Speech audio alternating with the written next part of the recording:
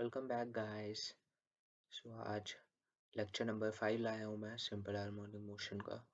तो इस लेक्चर में जैसे कि पिछले लेक्चर में अपने एंगुलर एसएचएम और पेंडुलम के बारे में देखा था, तो इस लेक्चर में हम सुपरपोजिशन और फेजर के बारे में समझेंगे। तो काफ़ी ज़्यादा इम्पोर्टेंट टॉपिक होता है सुपरपोजिशन और फेजर का। जेई में काफ़ी ज़्यादा क्वेश्चंस भी आते हैं इसके ऊपर। तो बिना किसी देरी के साथ हम आज का लेक्चर स्टार्ट करते हैं। यस गाइस, तो हम सुपरपोजिशन ऑफ एसएचएम और फेजर डायग्राम के बारे में देखेंगे। तो superposition of SHM and phasor diagram. So actually होता है सुपरपोजिशन ऑफ एसएचएम। तो सुपरपोजिशन ऑफ एसएचएम बताने से पहले मैं सबसे पहले ये बताना चाहता हूँ कि अगर आपने हमारी पुरानी वीडियोस नहीं देखी है तो आई बटन पर हमारी प्लेलिस्ट आ रही होगी, उस प्लेलिस्ट पर जाकर आप हमारी सारी वीडियोस देख सकते हैं। तो उससे आपका एसएचएम और भी ज़्यादा इंक्रीज होगा, मतलब उसके कंसेप्ट काफ़ी ज़्यादा अच्छे ढंग से आप लोगों को समझ पाएंगे। तो बिना किसी देरी के साथ स्टार्ट करते हैं। सो सुपरपोजिशन ऑफ एसएचएम तो होता क्या है ये? It is defined as the resultant position of a particle when two forces are acting on that particle. मतलब बोलने वाली ये बात है कि सपोज एक पार्टिकल है, अब इसकी रिजल्टेंट पोजीशन निकालनी है। जब इसमें दो फोर्सेस एक्ट कर रहे हो, मतलब कह लो एक फोर्स इधर की तरफ और एक फोर्स इधर की तरफ। तो ये F1 है, ये F2 है। अब इन फोर्सेस के कारण जो रिजल्टेंट पोजीशन आती है, उसे कहते हैं, उस चीज को फाइंड करना कहते हैं सुपरपोजिशन। सुपरपोजिशन बेसिकली होता है रिजल्टेंट फाइंड करना ही होता है। तो ये हम आगे भी देखेंगे, सुपरपोजिशन वगैरह, इलेक्ट्रोस्टैटिक्स वगैरह इन सब में। तो सुपरपोजिशन रिजल्टेंट फाइंड करने के लिए ही होता है। सुपरपोजिशन ऑफ एसएचएम का ये बेसिक मीनिंग है कि एक पार्टिकल है जो एसएचएम परफॉर्म कर रहा है और उसी के हिसाब से उसको दो फोर्सेस लग रही है, F1 और ऐसे ही F2। तो उसकी जो नेट जो वो परफॉर्म करेगा ना, वो चीज़ क्या होगी?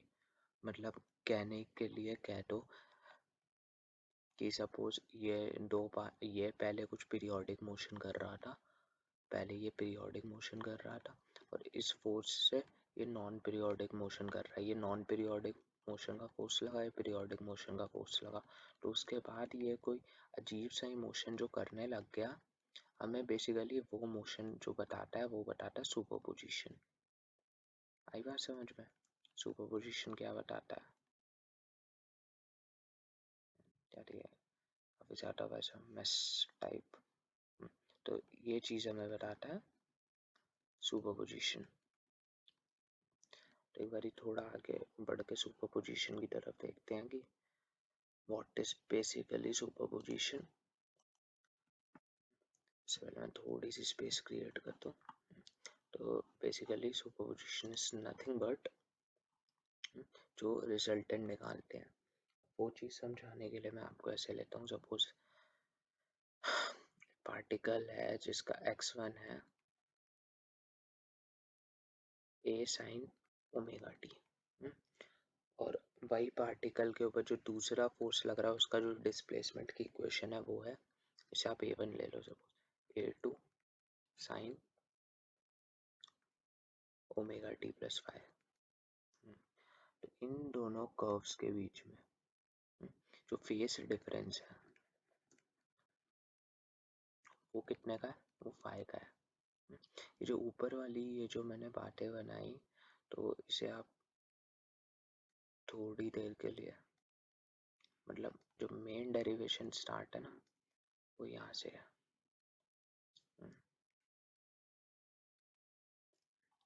तो ये है सपोज। अब हम क्या करेंगे, हमें क्या निकालना है? हमें नेट एक्स निकालना है।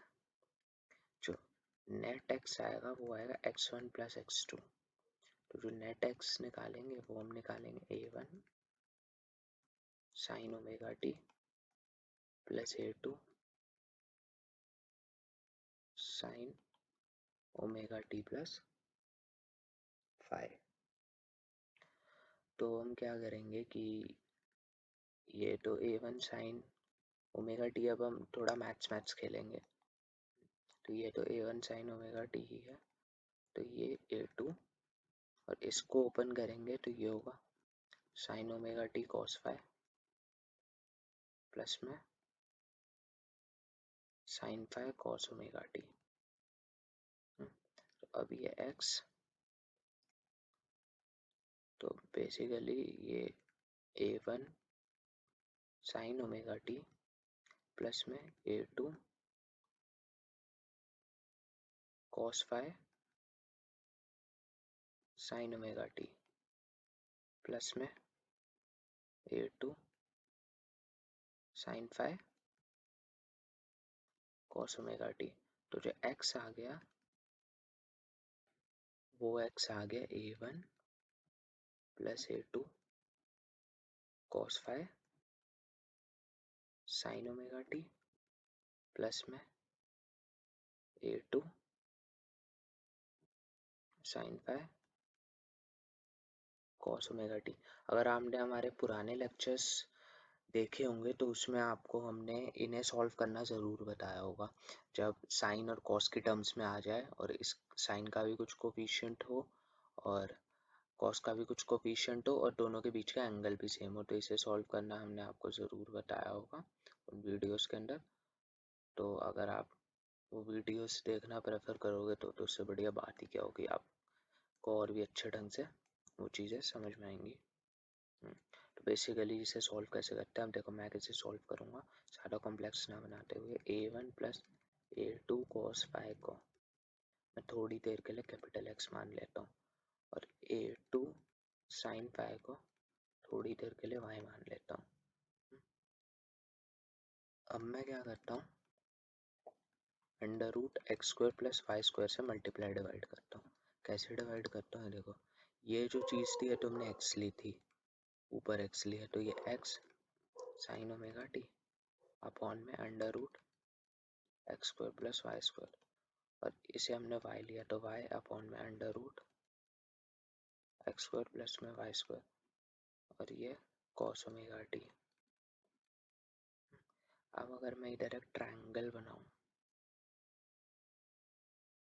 जिसका ये एंगल अल्फा हो और ये x हो ये y हो, ये क्या होगा under root x square plus y square. तो थोड़ा तुम लोग देख पा रहे हो, ये x is equal to under root x square plus y square, ये चीज़ तो हो गई, x upon this is sine alpha, this is sine omega t, this is cos alpha, this is cos omega t. तो basically इसको solve करेंगे तो ये आएगा x square plus y square sign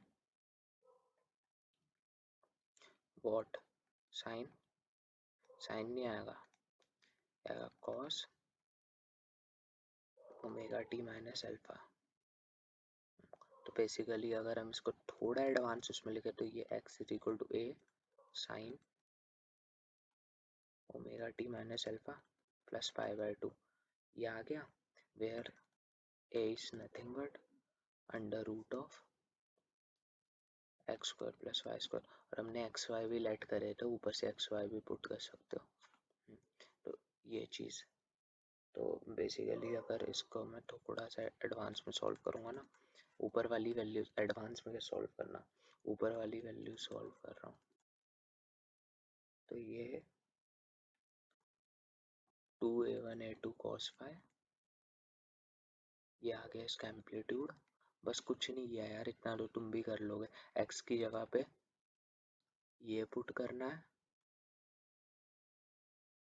और y की जगह पे ये पुट करना है, खुद ब खुद ही आ जाएगा। तो ये हमारा एम्पलीट्यूड निकल गया। And what is alpha, alpha is nothing but x बटे y, और x की वैल्यू क्या थी, x की वैल्यू क्या थी ऊपर से a1 plus a2 cos five upon में A2 sin phi।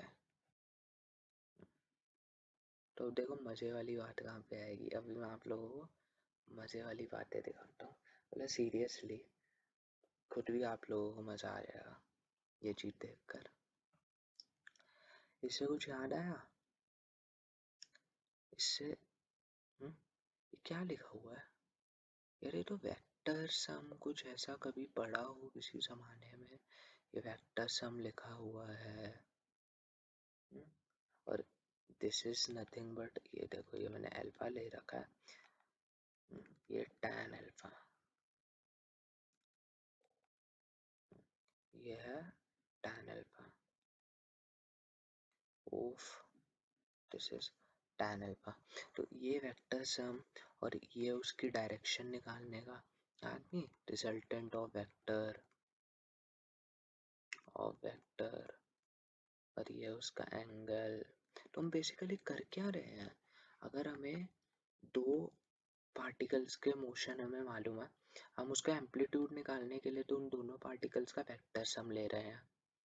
और वेक्टर सम के जो बीच का एंगल है वो हम फेस डिफरेंस को ले रहे हैं। मतलब अगर हम इन दोनों वेक्टर्स को ऐसे प्लॉट करेंगे, this is A1 and this is A2, इन दोनों के बीच का एंगल फाई होगा, तो जो A होगा वो इन दोनों का क्या आ रहा है, रिजल्टेंट ही तो आ रहा है, A1 vector plus A2 vector. ये चीज तो आ रही है। इसका मैग्नीट्यूड, अरे हाँ ये तो यही चीज आ रही है। तो जो मतलब इतना बड़ा मेथड करने के बजाय ना हमें ये चीज़ मालूम पड़ जाती है, और इसी को हम कहते हैं फेजर मेथड। ये काफ़ी ज़्यादा तोड़ चीज़ होती है। अब हम इस चीज़ के ऊपर ही आएंगे, ये जिस मैंने आपको बताना था एक्चुअली आया कहाँ से, वरना आप सब लोग कंफ्यूज रहते हैं ऐसे वैसे। तो हमें चीज़ें याद नहीं रखनी है, हमें चीज़ें समझनी है, तो इसलिए आपको चीज़ बताएं। और फेजर मेथड पे, व्हाट इज़ फेजर मेथड? तो ये ऑल्टरनेटिव वे है जो हमने ऊपर किया उसका। तो अब स्टेप्स देखेंगे एक फेजर डायग्राम बनाने के। तो स्टेप्स क्या होते हैं? सबसे पहले तो ये बेसिकली मैंने जस्ट कुछ स्टेप्स लिख रखे हैं फेजर डायग्राम बनाने के। तो स्टेप्स से इतने से होते हैं कि treat the amplitude of SHM particles as vectors। तो जो उसका एम्पलीट्यूड है उसे तो वेक्टर्स की तरह ट्रीट करो, ऊपर हमने देखा। तो सपोज ये दो इक्वेशंस लिखी हुई थी, इसका मैं एग्जांपल कराऊंगा, आप एक बार इसे देख लो कि दोनों के उसको, ये A1 और ये A2, इन दोनों को वेक्टर्स की तरह ट्रीट करो। treat amplitude of the SHM particle as vectors। Second, find the resultant vector of the resultant amplitude. तो ये जो इनका वो आएगा ना, ओफ, ये क्या हो रहा है, ये जो इनका रिजल्टेंट आएगा वो AR आएगा। अब इनके बीच का एंगल क्या होगा, जो इनके बीच का एंगल होगा उसे बोलेंगे रिजल्टेंट, मतलब जो रिजल्टेंट वेक्टर का एंगल होगा उसे फेस बोलेंगे। मतलब जो इस इक्वेशन में जो फेस आएगा उसे वो बोलेंगे, और फिर हम इस इक्वेशन को राइट कर सकते हैं। तो बेसिकली इसमें मैंने एक पॉइंट नहीं लिखा, ये पॉइंट मार्क करना, ठीक है। बेसिकली मैं इधर आप लोगों के सामने वाला पॉइंट लिख ही देता हूँ, कोई ऐसे लोड नहीं है, ठीक है। तो dangles between phase, dangles between amplitude is the phase difference between the equation of particles, या बेसिकली इक्वेशन ऑफ SHM लिख दो। तो इक्वेशन ऑफ SHM जो होती है उनके बीच जो एम्पलीट्यूड के बीच का जो एंगल लेंगे वो हम फेस डिफरेंस लेते हैं। तो ये चीज़ मैंने ऊपर बताई काफ़ी अच्छे ढंग से।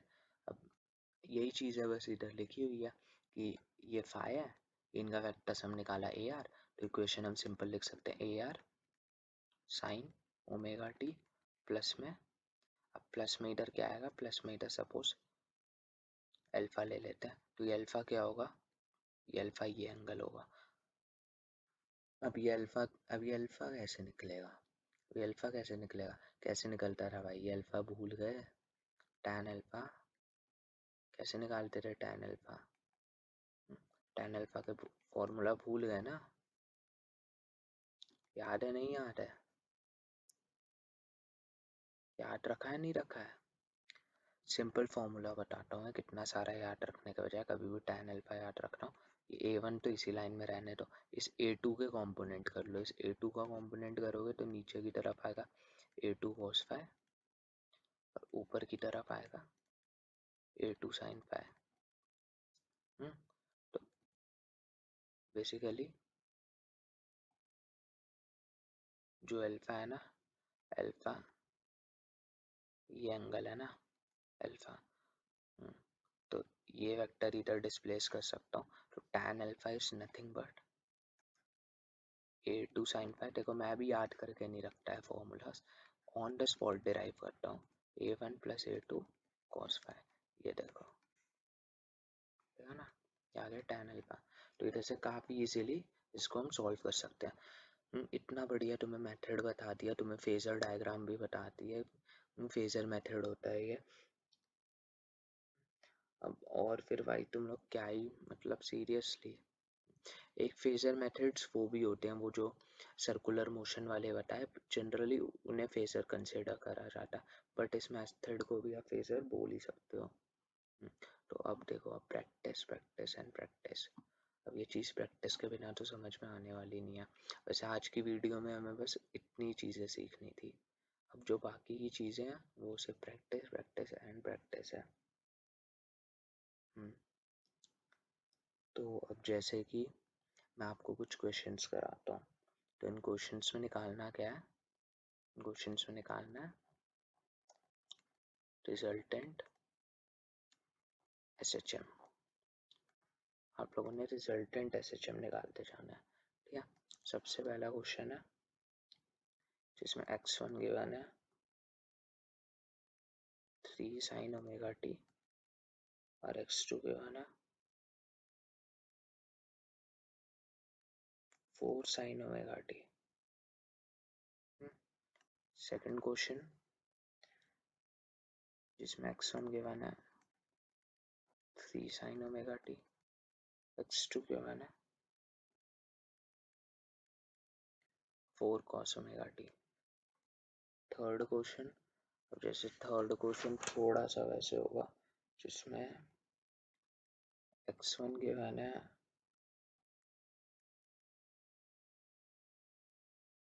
5, मतलब रुको 3 sin ओमेगा t और x2 गिवन है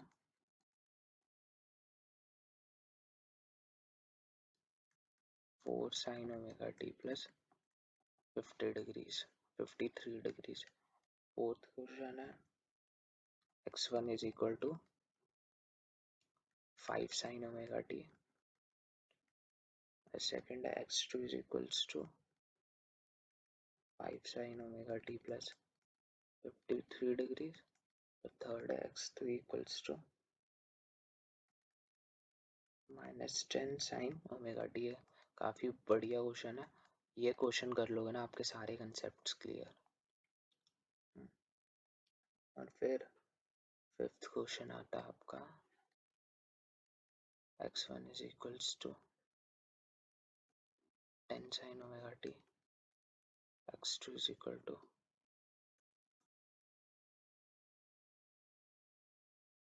मतलब खैर ये तो ऐसे जमी नहीं करेगी अगर मैंने ये क्वेश्चन दिया तो ये फिर काफ़ी इजी हो जाएगा, आप ये 4 ही ट्राई करो।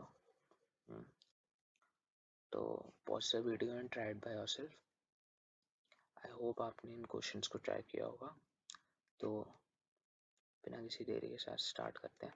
तो पहले का सॉल्यूशन देखते हैं, तो जो नेट आएगा वो होता है x1 प्लस का x2, तो दोनों को ऐड कर देंगे तो 3 sin omega t plus 4 sin omega t, तो जो x आ गया वो आ गया 7 sin ओमेगा t। समझे? बिल्कुल समझ गए। फेजर से भी कर सकते थे। फेजर से कैसे करते हैं, ये 4 इस लाइन में, अब 3 भी इसी लाइन में होगा क्योंकि फेज डिफरेंस इज 0। तो नेट जो आया ए आर वो आया 7, और अल्फा क्या आया, अल्फा क्या आएगा, खुद बताओ अल्फा क्या आएगा। अरे एंगल कितना आ रहा है दोनों के रिजल्टेंट के बीच में, एक्स एक्सिस है 0, तो इक्वेशन तो यही आ गई। सेकंड वाला क्वेश्चन देखो, जब लाइक टर्म्स होती है तो ज़रूरत ही नहीं पड़ती इसके लिए। अब सेकंड वाले क्वेश्चन में x1 है 3 sin ओमेगा टी, x2 है cos sin 4 cos omega T, दिख गया फेज से डिफरेंस 5/2 हुआ। 3 को अगर मैं इधर लूँ, 4 को इधर लिया, दोनों का वेक्टर आया 5, ये एंगल लूँ अगर अल्फा, दैट इज 4/3, तो ये हो गया 53 डिग्रीज। तो अब अगर मैं इसका एक्स लिखूँ तो हो गया 5 sin omega t plus 53 degrees, plus का 53 डिग्रीज। अब साइन कन्वेंशन भी याद रखना है, मैं बताऊंगा साइन कन्वेंशन कहाँ पे गलत होगा। वो मैथ्स में आप सब लोग पढ़ते हो, बस उसी के हिसाब से साइन कन्वेंशन चलता है। थर्ड क्वेश्चन है x1 है 3 sin ओमेगा टी, x2 है 4 sin omega t plus 53 degree. x1 है 3 sin omega T, 4 sin omega t plus 53 degrees, 4 sin omega t plus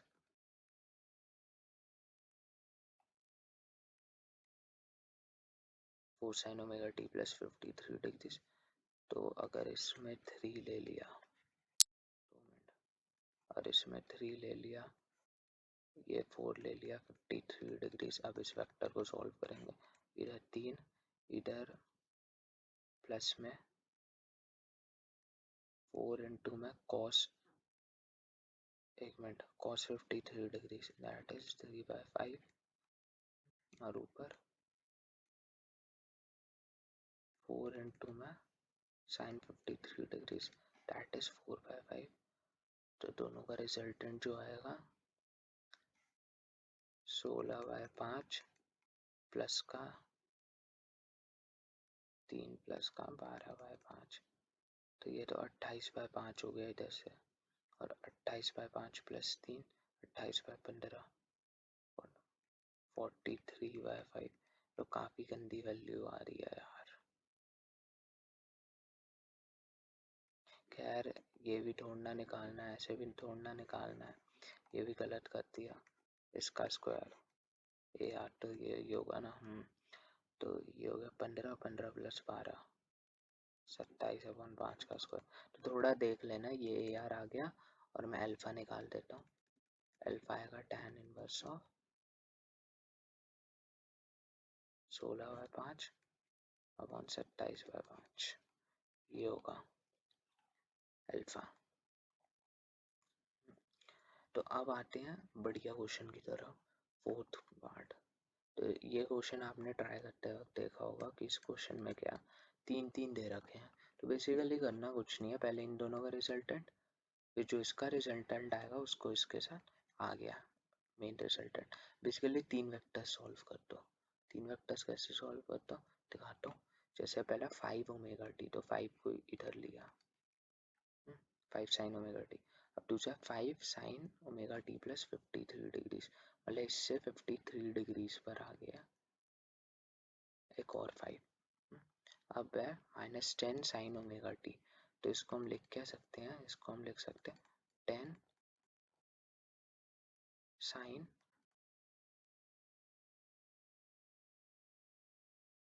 omega t minus π/2। अगर हम ये चीज़ लिखेंगे तो ये सी के इक्विवेलेंट होगी ये चीज़, और ये चीज़ आपस में इक्विवेलेंट होगी। तो ओमेगा टी माइनस π/2 मतलब π/2 एंगल पीछे है ये 10। अब बेसिकली कुछ नहीं यार, अब तो जस्ट सॉल्व करना है, इसे छोड़ो। ये 5 प्लस का 5 इंटू में 3/5 3, और ये 4, और इसे सॉल्व करेंगे, ये इधर 8, ये इधर 6, इधर 10, और ये एंगल कितना आएगा 3, 3 बट ये 37 डिग्री आ जाएगा। पता है ना tan 37, tan 37 इज 3/5 और tan 53 is sorry 3/4 and tan 53 is 4/3। तो इससे ये आ गया, तो अल्फा जो आया वो तो आया 37 डिग्री।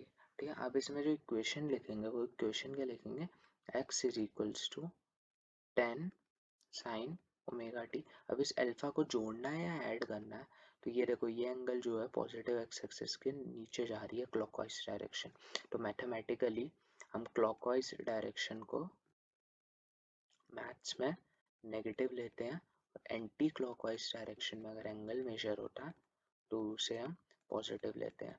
तो अगर हम क्लॉकवाइज में करें तो इसे -37 लिखेंगे, या फिर हम इसे ऐसे भी लिख सकते हैं कि 10 साइन ओमेगा टी प्लस में अगर हम इधर से मेजर करें तो ये क्या हो गया, अभी तो काफ़ी बड़ा होगा, मतलब 360 डिग्री -37, तो कितना हुआ ये 323 डिग्री, ये हो गया। समझे बात, तो दोनों का मतलब एकदम सेम ही है। तो अब आते हैं एक नए कंसेप्ट की तरफ।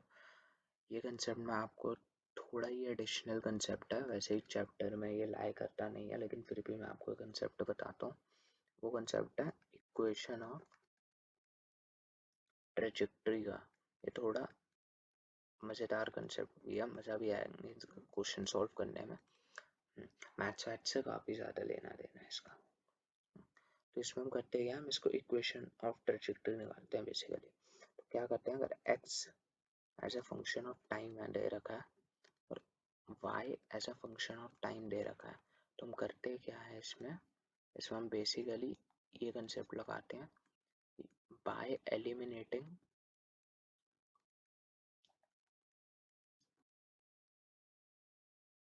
Time t we want a equation in terms of x and y। मतलब टाइम t को हटाकर हमें एक इक्वेशन चाहिए होती है x और y की फॉर्म में। तो अब इसे सॉल्व करने के लिए काफ़ी अच्छा है। अब मैं आपको कुछ कुछ कंस्ट्रेंट्स दिखाता हूँ इसके, जैसे x is equal to a sine omega t है और y is equal to a sine omega t है।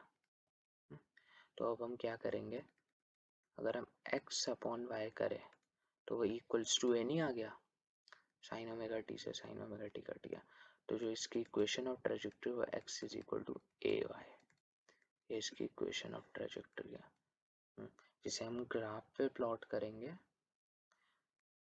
अगर हम इसे ग्राफ पे प्लॉट करें तो हम देखते हैं कि this is equals to a straight line graph.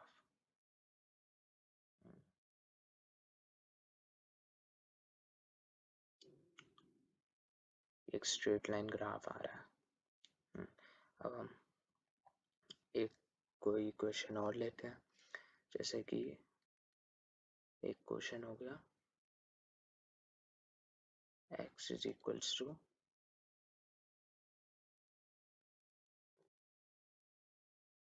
a sine square omega t और y is equal to a cos square omega t. मतलब cos स्क्वायर मतलब ऐसे लो, x is equal to a sine omega t, y is equal to a cos omega T.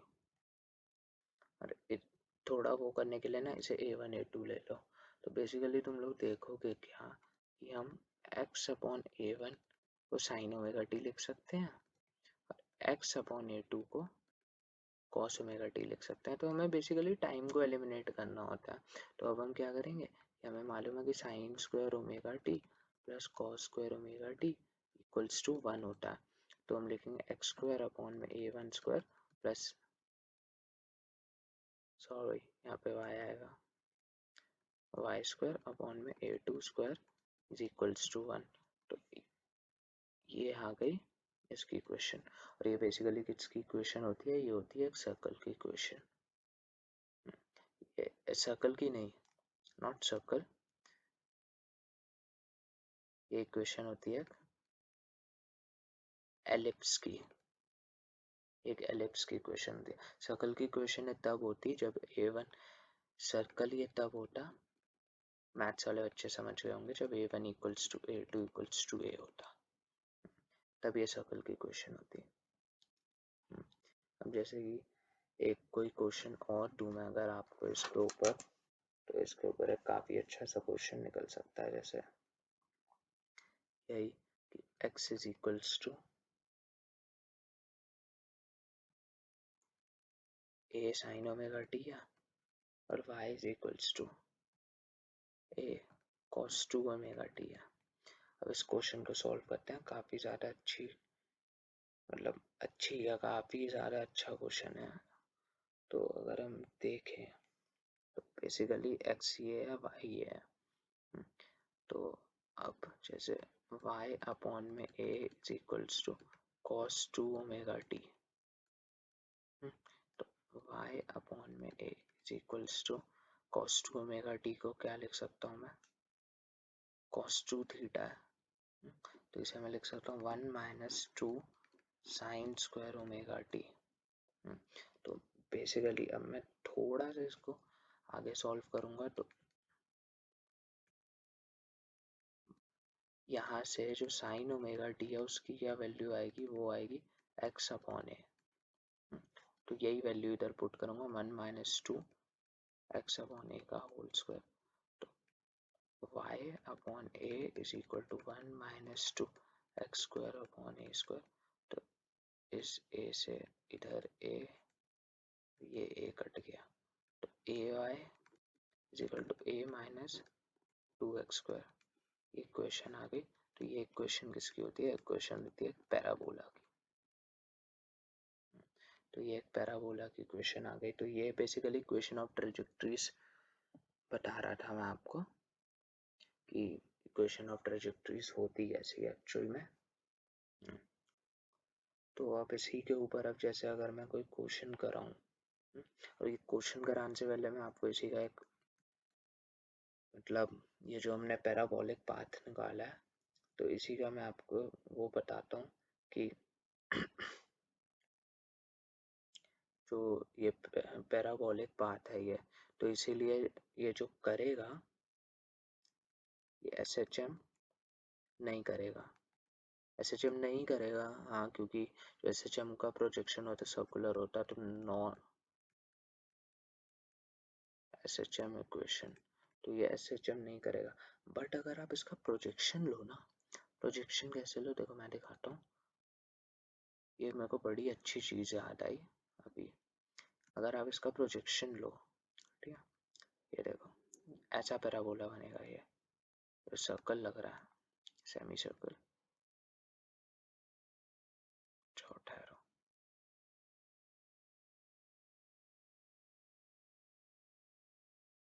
ऐसा parabola बनेगा ये। लेकिन अब अगर आप इसकी प्रोजेक्शन लो ना, जैसे अगर कोई पार्टिकल इधर से इधर गया, लाइट डालो, मतलब ये डाली इसके ऊपर लाइट,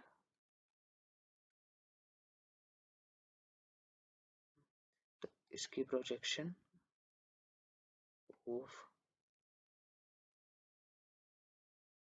तो इसकी प्रोजेक्शन यहाँ पर ऐसे आई, अब कोई ऐसे चला तो फिर यहाँ तक आई, फिर ऐसे चला तो यहाँ तक आई, फिर ये यहाँ आया तो यहाँ से वापस आया, फिर इधर आया तो यहाँ से वापस आया, फिर इधर आया तो यहाँ से वापस आया, फिर ऊपर गया, फिर इधर गया, फिर ऐसे, फिर वैसे। तो देख रहे हो, सिगजैग सिगजैग सिगजैग सिगजैग सिगजैग सिगजैग सिगजैग सिगजैग, क्या होता है ये, इसी को तो हम SHM कहते हैं। तो इसका जो प्रोजेक्शन होता है, but it's projection performs SHM, समझे? इसका प्रोजेक्शन जो होता है वो SHM परफॉर्म करता है। तो मैंने काफ़ी मतलब ये एक आ रहा था मेरे दिमाग में क्वेश्चन, तो इसलिए मैंने एक आपको बताया। अब जैसे कि मैं बताने के लिए तो और क्वेश्चंस बता सकता हूँ अभी इसी वक्त, लेकिन मैं सोच रहा हूँ कि अब ये क्वेश्चंस बताने से बढ़िया ना क्या किया जाए कि आपको एक आध कुछ पीरियोडिक फंक्शंस होते हैं नहीं होते हैं उनके कंसेप्ट के बारे में थोड़ा सा और रिव्यू बताया जाए। ये एडिशनल चीज़ है कुछ बेटा कि पीरियोडिक फंक्शंस क्या होते हैं। क्योंकि हम पीरियोडिक फंक्शंस वगैरह इन सब के बारे में और ज़्यादा। तो पीरियोडिक फंक्शंस वो फंक्शंस होते हैं फंक्शंस विच रिपीट। ये थोड़ा मैथ्स का पार्ट है लेकिन फिजिक्स मैथ्स लगभग सेम ही होती है। Function which repeats after interval of time, मतलब इंटरवल भी नहीं बोलूँगा, सेम इंटरवल ऑफ टाइम, मतलब जो सेम इंटरवल ऑफ टाइम के बाद फंक्शन रिपीट होते हैं ना, मतलब वैल्यूज रिपीट होती है, उन्हें कहते हैं पीरियोडिक फंक्शन। जैसे कि सबसे बेस्ट पीरियोडिक फंक्शन जो होता है वो होता है y is equals to sine x. ये सबसे ज़्यादा बेस्ट पीरियोडिक फंक्शन होता है y is equal to sine x. कैसे? क्योंकि y is equal to sine x का अगर हम ग्राफ देखें, y is equal to sine x का अगर हम ग्राफ देखें और अब हम इसको ड्रॉ करें,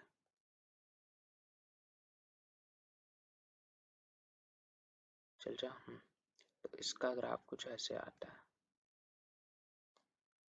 तो आप ये देख रहे हो कि इसकी वैल्यू 1 से लेकर -1 के बीच में लाई करती है और कितनी बार रिपीट होती है। देखो ये वैल्यू इधर भी है, इधर भी सेम, इधर भी सेम, फिर ये आगे कर्व और चलता जाएगा और ये वैल्यूज बार बार बार बार, ये देखो इधर भी ये वैल्यू सेम, इधर भी ये वैल्यू सेम रिपीट होती जाएगी।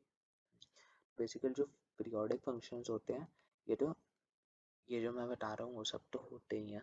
बाकी पीरियोडिक फंक्शंस एक प्रॉपर्टी करते हैं फॉलो, जो कि मैंने आपको लास्ट क्लास में भी बताई थी। वो प्रॉपर्टी ये थी कि जो एफ एक्स होता है वो एफ एक्स प्लस टी के बराबर होता है, where t is time period, कि कितने टाइम पीरियड के बाद ये सेम चीज़ ये परफॉर्म करता है। तो ये मैंने आपको उस दिन भी बताई थी और ये कुछ नहीं, ये इन्हीं की अंडरस्टैंडिंग्स पर आया है, इस ग्राफ की अंडरस्टैंडिंग पे ही एक साइंटिस्ट देकर गया था। तो अब अगर हमें साइन एक्स का पीरियड मालूम करना हो तो हम क्या करेंगे कि हम कुछ नहीं, हम f x equals to f x plus t लगाएंगे। तो हम क्या देखेंगे कि sine x equals to sine x plus t. तो sine x equals to sine x plus sine x. देखो अब इसे ओपन करने में थोड़ा सा वो होगा, तो इससे बढ़िया क्या होगा कि अब हमें दोनों तरफ साइन एक्स दे रखा है ना, तो हम अब इसका इन्वर्स लें। हम क्या करें, sine inverse of sine x equals to, उससे भी ज़्यादा मैं एक इजी अप्रोच आपको बताता हूँ, इससे भी थोड़ा वो रहेगा। उससे ज़्यादा इजी अप्रोच क्या होगा, इसे लिखो cos x plus pi by to. Similarly इसे भी लिखो cos x plus t plus का पाई बाय टू। और जो और ये एक टी इक्वेशन होता था कि cos x is equal to cos alpha आ रहा है, तो x is equal to 2n pi plus minus alpha, ये इक्वेशंस आते थे। तो x plus pi by two equals to 2n pi plus minus ये जो अंदर पूरा मसाला दे रखा है ये चीज़। तो अब एक बारी को तो प्लस लेंगे, एक बारी को माइनस लेंगे, तो इसे सॉल्व करने के लिए एक बारी को प्लस यानी कि x plus pi by two equals to 2n pi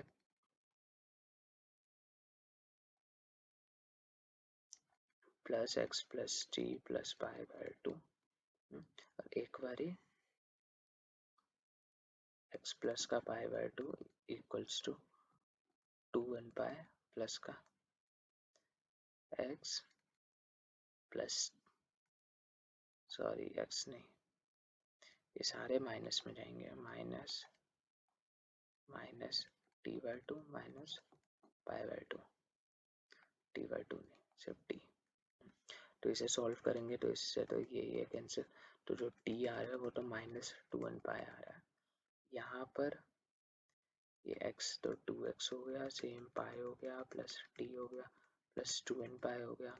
time period निकालूंगा, ये 2n pi minus 2x minus ना, ये तो सब बकवास है क्योंकि x पे जा रहा है, ये x की टर्म्स में आ रहा है टाइम पीरियड, तो इसे तो रिजेक्ट करो, पॉसिबल ही नहीं है। लेकिन इसका जो टाइम पीरियड आ रहा है ये 2n पाई, और यहाँ पे n कोई सा भी इंटीजर है, तो बेसिकली हम टाइम पीरियड देखेंगे तो फिर वो इस सेट में बिलोंग करेगा, दैट इज -4 -2 0 2 -4 पाई पाई 2 पाई 4 पाई, ऐसे ऐसे। तो सबसे ज़्यादा इनमें से जो वैल्यू चलती है ना, जो सबसे ज़्यादा, वैसे आप इनमें से कोई सा भी ले सकते हो, लेकिन जो मोस्ट कॉमन टाइम पीरियड होता है वो होता है 2 पाई। वो क्या होता है, वो होता है 2 पाई, क्योंकि सबसे ज़्यादा छोटा 2 पाई ही होता है। तो इनमें से सबसे ज़्यादा चलने वाला जो होता है टाइम पीरियड 2 पाई होता है। आई बात समझ में। सिमिलरली ऐसे ही कॉस का भी देखोगे, तो कॉस का भी टाइम पीरियड 2 पाई होता है।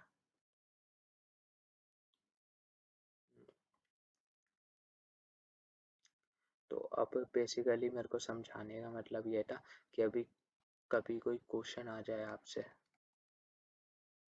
कि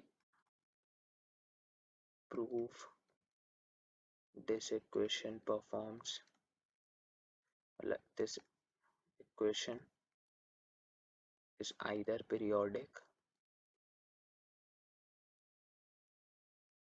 SHM और नॉट, ठीक है। तो अब अगर इसमें आ जाए, इसमें इक्वेशन लिखा x is equal to sine square omega t, तो अब क्या करोगे, कैसे प्रूफ करोगे? तो बेसिकली हम ट्राई करेंगे यही चीज़ लगाने का। तो ये चीज़ हम कैसे लगाएंगे कि सबसे पहले तो x को लिखेंगे 1 minus cos 2 omega t upon 2। तो अब हम इसको थोड़ा सा सॉल्व करेंगे, इसमें ये वाला फॉर्मूला लगाएंगे, f x equals to f x plus t. देखो एस एच एम तो ये नहीं, एस एच एम जो है ये इक्वेशन एस एच एम करेगा या नहीं करेगा, इस चीज़ पर बात तब आएगी जब हम सबसे पहले, जब हम इस चीज़ को प्रूव कर देंगे कि पीरियोडिक है या नहीं। अगर वो फंक्शन पीरियोडिक ही नहीं है तो एस एच एम करेगा ही नहीं करेगा। तो f x equals to f x plus 2t, तो इधर करेंगे 1 minus cos omega t upon 2, similarly 1 minus cos 2 omega. Basically जो फंक्शन है ओमेगा पे डिपेंड कर रहा है, तो f omega equals to f omega plus t, omega plus t into t upon में 2, फिर 2 से 2 कैंसिल, 1 से 1 कैंसिल। आप जब इस पूरे को सॉल्व करोगे ना तो काफ़ी ज़्यादा लंबा मेथड आ जाएगा, काफ़ी ज़्यादा। लेकिन आप जब इसको सॉल्व करोगे तब आपको मालूम पड़ेगा कि इसका टाइम पीरियड पाई आ रहा है। मैंने इतनी स्पीड में कैसे बता दिया, क्योंकि इसका मेरे पास ट्रिक है। देखो या तो इससे सॉल्व कर लो, लेकिन इससे बहुत लंबा जाएगा, आंसर ज़रूर आएगा लेकिन टाइम लगेगा। वो ट्रिक क्या है मेरे पास, ट्रिक ये है कि अगर कभी ऐसे टर्म्स में दे रहा हो कि x is equal to a plus कोई ऐसा कोई पीरियोडिक फंक्शन जिसे मैं p ऑफ x लेता हूँ, और इसका टाइम पीरियड अगर t है, मतलब कहने का मतलब ये है कि x is equal to x नहीं, y is equal to p of x plus c है, इसका टाइम पीरियड t है। और अगर कभी y is equal to p of ax plus c बोल रखा हूँ, तो इसका जो टाइम पीरियड आएगा ना वो होगा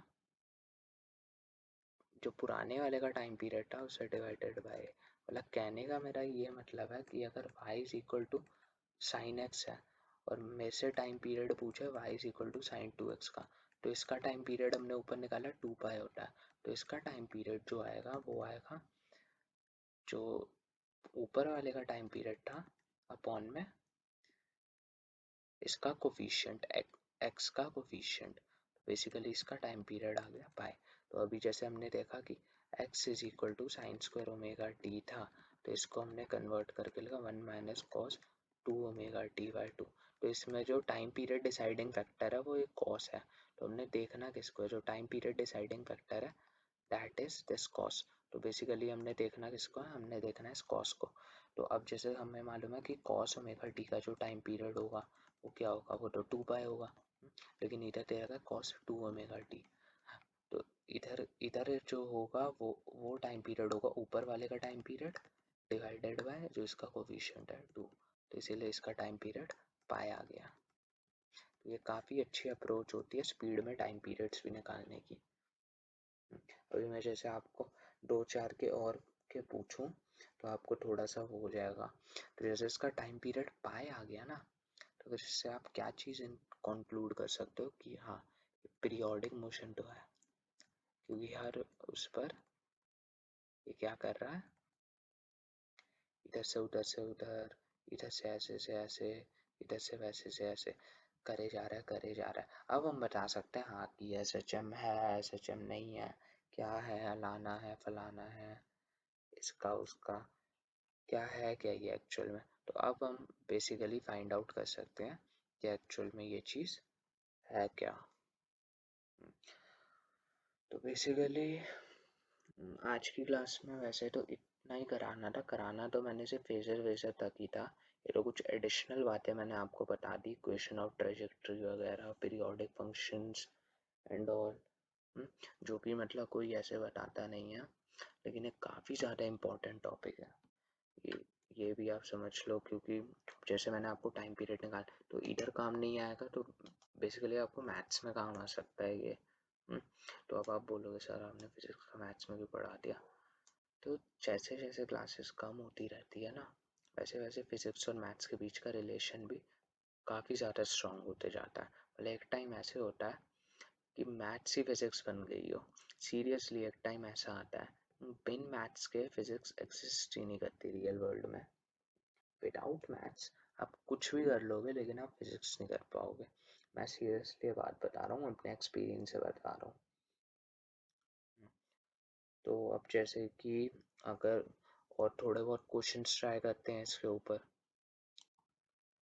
हाँ, तो क्वेश्चन ये है कि आपको एक क्वेश्चन ऑफ ट्रेजेक्टरी बतानी है, काफ़ी आसान आसान से क्वेश्चंस हैं। जैसे कि पहला है x is equal to 4 sine omega t, दूसरा है y is equals to 3 sine omega t plus pi by 2। तो इसकी क्या बतानी है, क्वेश्चन ऑफ ट्रेजेक्टरी बतानी है बेसिकली। तो अब अगर रुको, खैर पहले मैं क्वेश्चंस लिख देता हूँ, उन क्वेश्चंस के आप थोड़ा ट्राई करना है क्वेश्चन ऑफ ट्रेजेक्टरी। जैसे x इज इक्वल्स टू है 6 cos ओमेगा टी और y है 8 sin omega T. 8 sin omega T भी नहीं लेता, हाँ चलो यही ले लेता हूँ, यार ये भी नहीं, इसको भी 6 ले लेता हूँ। थर्ड क्वेश्चन है, वो क्वेश्चन है कि x इज इक्वल्स टू, अगर suppose x is equals to 5 sin omega t है और y इज इक्वल्स टू 5 मत लो, इसे लो 6 और इसे ले लो माइनस का 8 cos ओमेगा टी है। तो अब क्या सीन रहेगा इनके बीच, थोड़ा उसके बारे में बात करते हैं। खैर ये भी इतना ज़्यादा कोई दिक्कत लाएगा नहीं, लेकिन अब अगर मैंने इसकी निकालनी हो कि x है ए टी स्क्वायर और y है,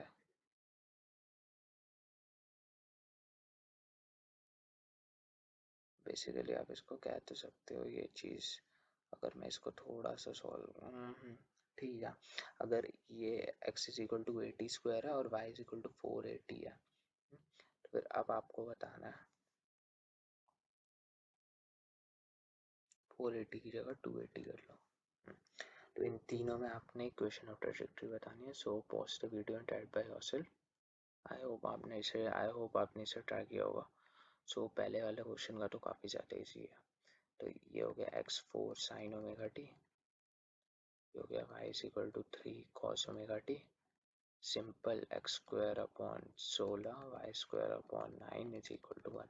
ये आ गई एलिप्स की इक्वेशन, इसकी एलिप्स की। ऊपर भी ऐसा क्वेश्चन ट्राई कराया था। अब आते हैं इस क्वेश्चन पे, तो इसमें भी सेम ही है, ये आ गया x square upon 36 plus y square upon 36 equals to what, 1।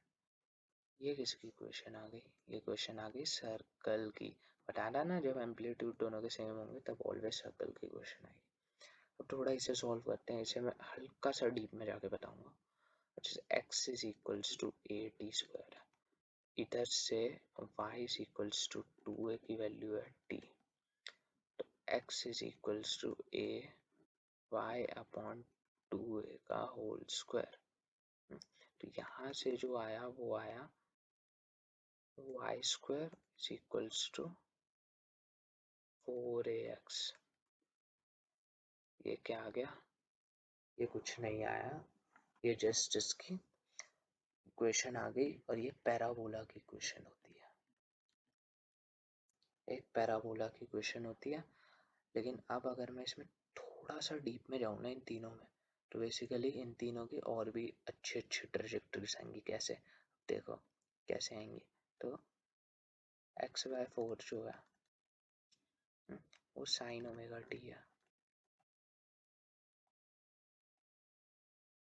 और वाई बाय 3 जो है ये cos omega T. Although video का ख़त्म हो चुका है, लेकिन किसी ने ये चीज़ अगर थोड़े उसमें जाना है और अच्छे ढंग से, जिसका इंटरेस्ट बन रहा है और डेवलप करना है, तो वो भी ये चीज़ समझ सकता है। बाकी अगर वीडियो आप यहाँ से स्किप भी कर सकते हो, क्योंकि ये सिलेबस का पार्ट नहीं है। तो x upon 4 sine omega t और y upon 3 cos omega t है। तो बेसिकली हम क्या करेंगे कि हम इसे डिफरेंशिएट मारेंगे। डिफरेंशिएट कैसे मारेंगे? इसे एक्स अपॉन 4 तो हो गया 0, 0 भी नहीं, ऐसा कांस्टेंट के उससे डिफरेंशिएट करेंगे, तो ये तो 1/4 हो गया, और ये हो गया omega cos omega t d omega by d x.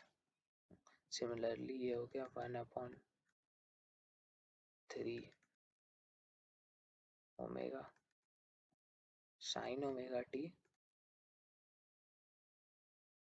D omega by d y. Okay, तो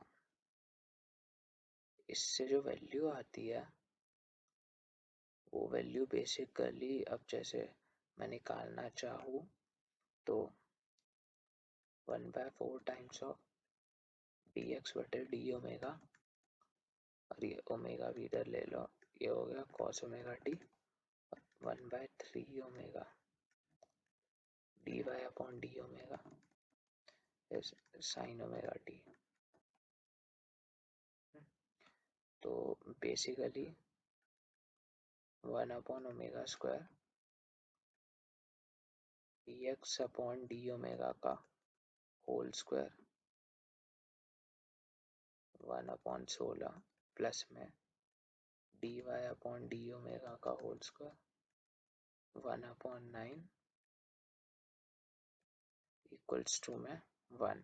ये इसकी डिफरेंशियल फॉर्म भी आ गई इन टर्म्स ऑफ ओमेगा। तो इसमें इस पैरामीटर को हमने वैसे नहीं हटाया है, तो मैं यही चीज़ दिखाना चाह रहा था कि इसकी जो डिफरेंशियल फॉर्म आई है ये इसमें ओमेगा इसके पैरामीटर्स रह ही जाते हैं। तो बेसिकली ऊपर जो चीज़ हमने देखी थी उस चीज़ में जैसे हमने इसको इधर सॉल्व किया था तो इसको हम एक्स और वाई की टर्म्स में लेकर आए थे, लेकिन यहाँ पर जो मैंने सॉल्व किया है तो बेसिकली इसको मैं ओमेगा की टर्म्स में लेकर आया हूँ। ओमेगा भी है, एक्स भी है, वाई भी है। इसमें हमने टी को पैरामीटर लेट किया था, ओमेगा को हम कांस्टेंट ले रहे थे। तो जस्ट ये एक फन वे के लिए, ताकि आपका थोड़ा बेसिक मैथ्स वगैरह सब ये सब तेज है, क्योंकि आगे वेव्स वगैरह में भी इन सब के कंसेप्ट्स लगेंगे। दैट्स वाई ये चीज़ मैं आपको समझा रहा था। तो दैट्स ऑल फॉर टुडे। आज की क्लास में हमने काफ़ी कुछ समझा। जो इम्पोर्टेंट चीज़ थी वो तो सिर्फ सुपरपोजिशन, जो आज की क्लास में मैंने बेसिकली आपको बताना था वो सिर्फ यहीं तक बताना था, फेजर मेथड तक, और उसके बाद कुछ क्वेश्चंस कराने थे। ये इक्वेशन और ट्रेजेक्टरी से लेकर पीरियोडिक फंक्शन, ये सब ये सारी एडिशनल चीज़ें हैं। ऐसा नहीं है कि जेई के सिलेबस में नहीं है, जेई के सिलेबस में है, लेकिन पूछे ज़्यादा जाते नहीं हैं। तो अगर नहीं भी समझ में आएगा तो कोई बात नहीं, लेकिन ये दोनों बहुत ज़्यादा इंपॉर्टेंट है, सुपरपोजिशन और ये जो फेजर डायग्राम्स होते हैं इन्हें सॉल्व करने के लिए, ये दोनों काफ़ी ज़्यादा इंपॉर्टेंट है। सो अगर आपको मेरा पढ़ाने का वे बाकी सब कुछ बढ़िया लग रहा है so please like subscribe my video, और अगर मैं कुछ गलती करता हूँ या कोई चीज़ करता हूँ तो प्लीज़ कमेंट करा करो मेरी वीडियो पे। So thank you so much guys for watching my video. Till then bye bye.